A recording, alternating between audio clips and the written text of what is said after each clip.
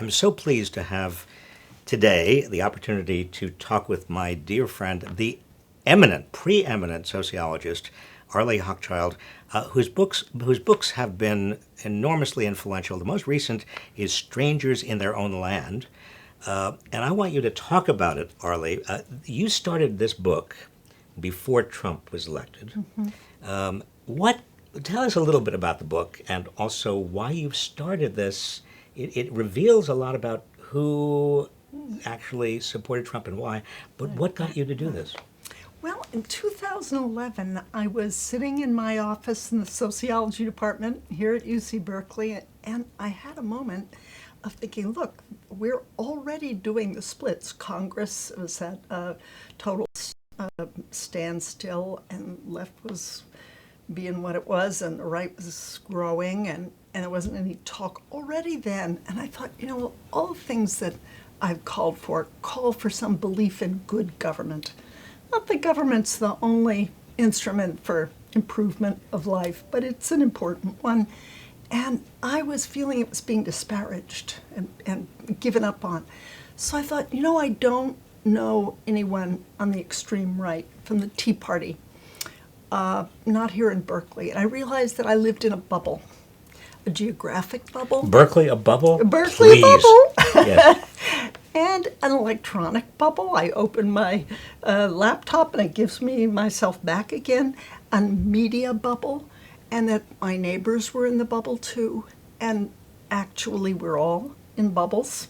And so I needed to find a bubble that was as far apart and far to the right as I thought Berkeley, California, was to the left. And to take my alarm system off, my moral and political alarm system off, and to permit myself a lot of interest and curiosity about people whose premises I knew were profoundly different from my own.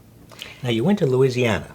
I did. Why? Well, I went to Louisiana because where the right roamed the fastest and strongest, that was the South. But where in the South? I looked at the 2012 returns for the proportion of whites who voted for Barack Obama.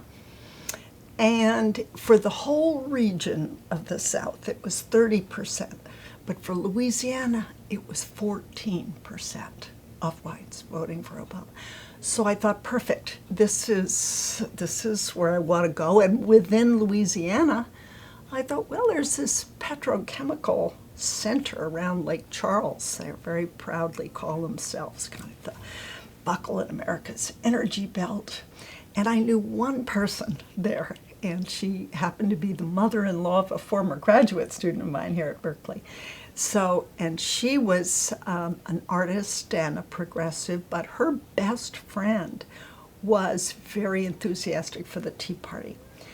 No Trump on the horizon, but these two women had been fast friends. They had keys to each other's houses. Their kids loved each other, and they were absolute opposites politically. So I thought, this is interesting. What if I would interview the friends on each side and what we call snowball out from there. So that's how I got going. But I had a red state paradox in mind, in the back of my mind. How could it be that really across the nation, it's the poorest states, the states with the worst education, the worst health care, the most disrupted families, the most car accidents, the most death by gun accidents, the worst pollution, the lowest life expectancy, are also those states that receive more money from the federal government in aid than they give to it in tax dollars, and revile the federal government, don't distrust it. That's the red state paradox. And Louisiana turned out to be an exaggerated version of that. It was the second poorest state. At 44% of its budget came from the federal government. Super Tea Party state. Now, my hypothesis would have been racism, that you get poor whites and they, because of their own poverty, they're looking for scapegoats and they are angry, and the easiest scapegoat is poor blacks, and the blacks are getting a lot of the federal funding. Now, is that what you found, or was there something else? That's there, and it's not just in the South. We know that there were more Ku Klux Klan in the 1920s in Muncie, Indiana, than there were anywhere in the South. So not just the South is there, but it's not the whole story. It's not the whole story. So, Well, let's yeah, well, let's get those. well, let's. I mean, I've read. It's a Yeah. wonderful book, by the way, and thank you so much for that. But I want to share what you discovered Right. with others who may not have had a chance yet to read the book. Yeah. So, what is, if it's not racism, what is it We're not that only racist. not only racism? I mean, there is And racism. not just there. But what is it that you saw that might have, obviously you didn't know that Donald Trump was going to be attractive to these people. He wasn't even on the scene yet. No, that's right. That's right. You know, after listening for 5 years, which I was like the guest that never left, I just kept coming back and, you know, deepening friendships. And for the people I really profiled, I did ask them, you know, where were you born? Could we see where you were born? Where was your school? What row did you sit in your school? Where'd you go to church? Could we go to that church? Where are your parents buried? Can we visit that together? In the course of all that, you get talking with the person and you learn what formed them, how their anxieties got shaped in the course of time. And so doing that and just asking a lot of questions, I came up with the idea that there's a deep story under everybody's politics, left or right. Well, what's a deep story? A deep story is what you feel about a salient situation. It's just what you feel about that salient situation. You take facts out of the deep story, and you take moral precepts out. It's just that. It can be told as almost you'd tell a dream. And it's at that level of consciousness. And in the right-wing deep story, your feet are facing up a hill. You're in a line as in a pilgrimage. At the top of the line is the American dream. And the line hasn't moved for a very long time. And your feet are tired. And you feel deserving to move forward toward that dream. And you don't feel that you have malice toward anyone. It's just you have an intention to move ahead in this line and a deserving of that. And then in another moment, the right-wing deep story, you see line cutters and you think, oh my goodness, who's that? Well, it is through federally mandated affirmative action programs for blacks that finally open opportunities that have always been reserved for whites. It's even worse, women like myself who, you know, finally are given opportunities that have been reserved for men. And then non-documented immigrants seem to be cutting in line. Refugees seem to be cutting in line in this most polluted of states. It looks like the oil-soaked brown pelican with its, you know, the Louisiana state bird that endangered, nearly expired. It kind of waddles up and it's cutting in line because people said, oh, the liberals, they put animals over people. You know? So another moment of this right-wing deep story, Barack Obama seems to be waving to the line cutter. Oh, he's their president. He's sponsoring them. He's forgotten me, us. We're being moved back.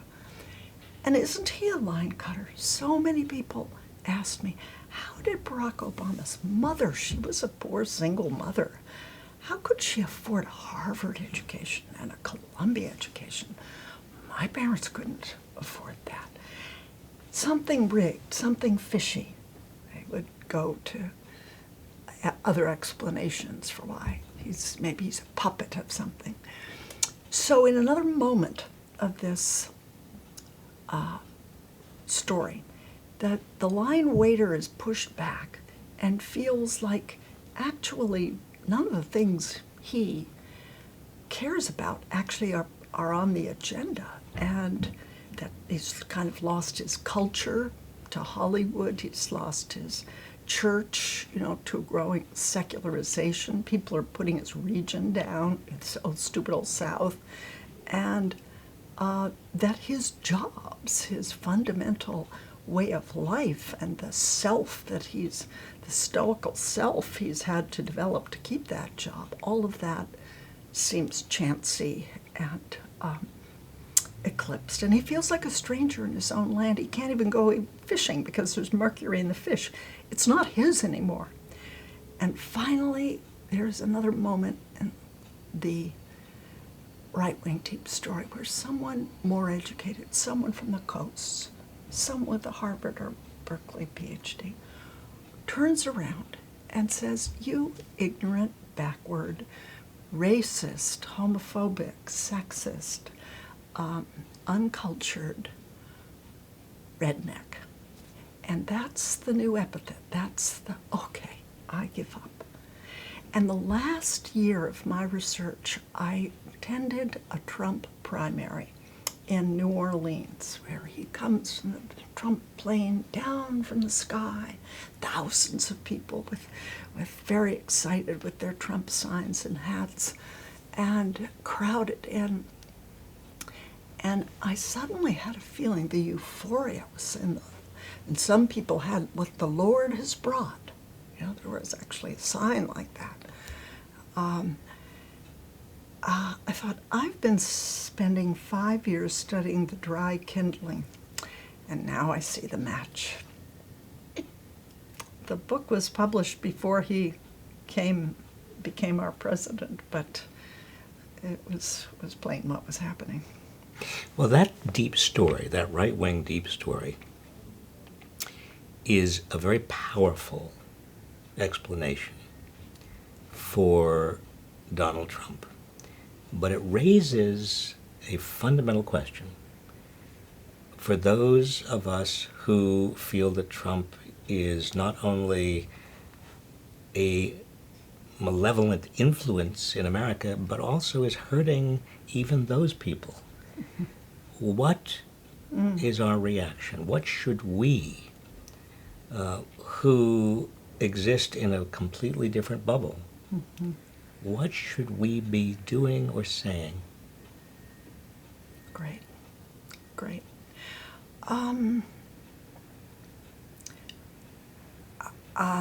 There were a lot of people I talked to, I should say, who had a friendly feeling about Bernie Sanders.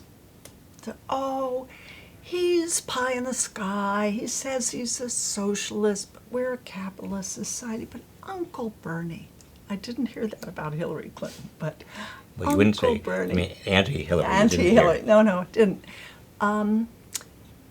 And so you're asking a hugely important question. I think the first thing to do is to establish a set of bridges, and with select people, and listen. For the first, become an active listener. It's not all you have to do, but you can't go forward without it. A man told me, this was actually a good friend, said, I live in Western Massachusetts. There were Trump signs everywhere. I was just so angry and upset. And finally, I left a note in a mailbox of a man. I'd like to talk to you. I saw the Trump sign in your yard. I'd like to talk to you. And the man left a note back, sure. He said, I want to tell you what I really believe. And then the man didn't answer. And then the man that's telling the story said, I wrote another note that said, I'd like to listen to what you have to say. Immediately he got an answer from the Trump supporter, I'd like to listen too. There is under the radar a bridging movement. it's grassroots. If you look at the Bridge Alliance, for example, under different kinds of members, you'll see 70 or 80 different organizations with names like Hi from the Other Side or Living Room Conversations, that's begun by the co-founder of MoveOn.org, things like that. And the idea is you can take people who are polar opposites in many ways. This isn't getting just a morph between two moderates. No, you can take people that are really polar opposites, but on one particular issue, you come to common ground. You begin with a mediator skill, talking about the values you have in common, and you break bread together. You are respectful to one another, and then you begin to talk. You know, in my research, I found a man who was really brilliant at talking across boundaries. And I followed him around because I just thought he had something to teach us all on this question. His name was General Russell Honore. He was the hero who rescued the victims of Katrina in 2005 in New Orleans. He's a four-star general, retired and now become an ardent environmentalist. And he did what I would call symbol stretching. And I watched him give a talk to some very conservative Lake Charles business people for whom the big symbol is freedom. Freedom to invest your money, freedom to start a small business, freedom to make money, and a freedom from onerous regulations. And they didn't care about the environment at all. And so General Honore got up and he said, you know, I woke up this morning, looked out at Lake Charles. I saw a man in a boat. He had his line out and his bucket was ready. But that man is not free to lift out an uncontaminated fish. We have so much to learn about symbol stretching. He was saying, look, if you want freedom, you're not thinking about it now, but this is the way you need, we're not free, right? You're in bondage if you're living in pollution. Sure. So anyway, yeah. It's so interesting, Arlie, because in filming this documentary, Saving Capitalism, I went to visit, among other things, and other people, David BRAT, who is, according to the Conservative Digest, one of the two most conservative members of Congress, Republican. And I went to visit him because when he was victorious over Eric Cantor, the first time that a Speaker of the House has ever been deposed in a primary, he accused Cantor of crony capitalism, of being too close to Wall Street and the big corporations. And I was curious. And we sat down and had a conversation, and we discovered your notion of stretching symbolically, mm-hmm. his ideas about crony capitalism and the power of great wealth to get their way in politics, and why that was undermining and destroying the system, could have been right out of your playbook. playbook. Yeah. And we disagreed about so many other things. Sure. But here was a bridge. Yes, wonderful, wonderful. And you didn't even actually need to stretch the symbol. What you had done is ferret out a huge common ground that had been buried by disregard. But your other point about listening is so critically important, and I assume also respecting. Yes, listening and respecting. And there's a lot to respect. Here are people, generally blue collar in background, and who've gone through a lot. And it's not hard to respect them at all. I mean, they're wonderful people and very smart and very, very thoughtful, capable of ambivalence. We have to dismantle the stereotypes we have, and I do think that the left in its bubble can be prejudice, have a class prejudice. We really got to get rid of that one. I have It a disturbs me as much as racism. well. It is a class prejudice, and it is also a cultural prejudice. I've got a friend who came. He won't tell me whether he voted for Trump, but he is an old friend, and he's told me something. He said, "Don't ever blame the Trump voters. Right. They are not at fault. Donald Trump is a con man. He conned them with Trump University. He conned the people who gave him a lot of money, and he went bankrupt. He cons everyone. His whole life he's been a con man, and he conned a lot of people. He told them lies.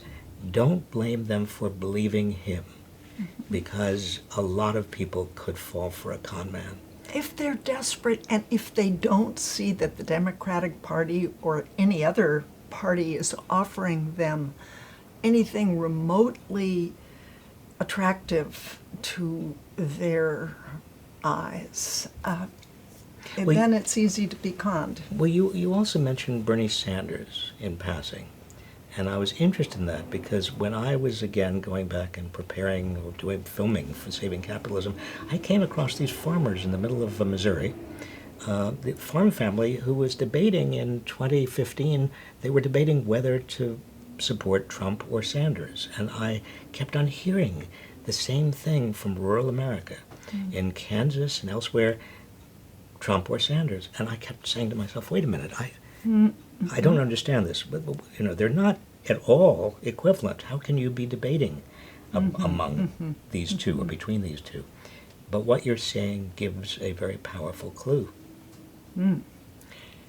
And you have it actually in Saving Capitalism. You're saying actually the two extremes are growing and they have something in common, which is a loss of faith in Yes, mainstream parties. And the sense that the game is rigged, Right.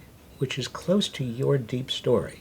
It's Right. not the same exactly, but it's very close. Your deep story is that I'm here and standing here and doing my job and other people are cutting in line.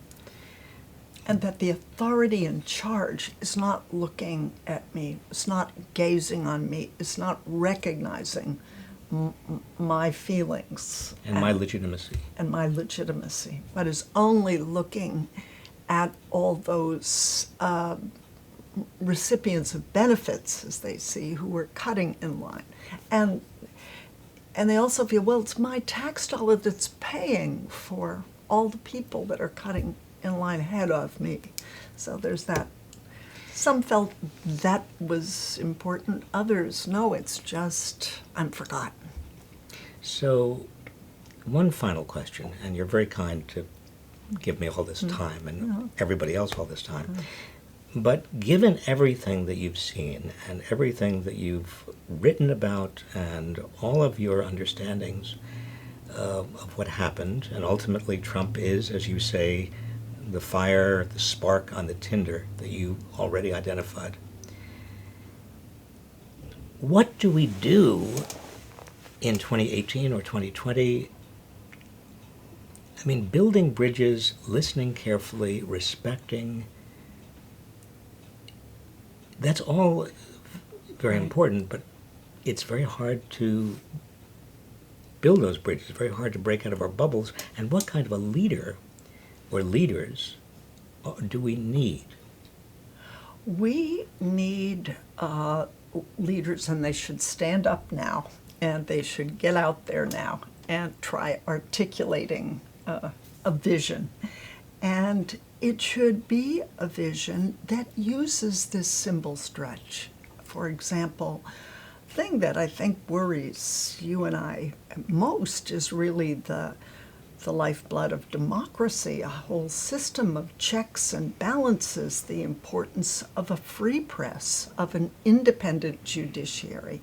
And you can't have a president who just says, I'm going to smash down anyone that doesn't agree with me. That's dangerous. We need that system of checks and balances. It's in the Constitution. It's what we mean by democracy, and it's more fragile than we think. So here's the symbol stretch that I would like the leaders of tomorrow to stand up and say. That, look, people on the right as on the left are patriots. I went by every mailbox, nearly everyone, had a little flag, or people had a flag on their shirt, or they had it in the back of their pickup, flags. They felt patriotic. But when I asked them, what is it? What does it mean to you to be an American and a patriot? They would say, well, I would die for my country. I would go in the military and I would sacrifice my very life. That's how strong and powerful it was. But that definition of patriotism didn't stretch on over to checks and balances and a press, whether you like it or not, and a judiciary, whether you agree with the opinions or not. So I think as we talk, as we build respectful bridges, as we nurture leaders to go ahead and forge these bridges, that we need to do that most essential symbol stretch. Well, it's not going to be easy, but it may be the only option we have. Arlie, thank you so much. Arlie Hochschild, author of Strangers in Their Own Land, and right now, many of us feel like strangers in our own land. That's very true. Thank you. True. My pleasure.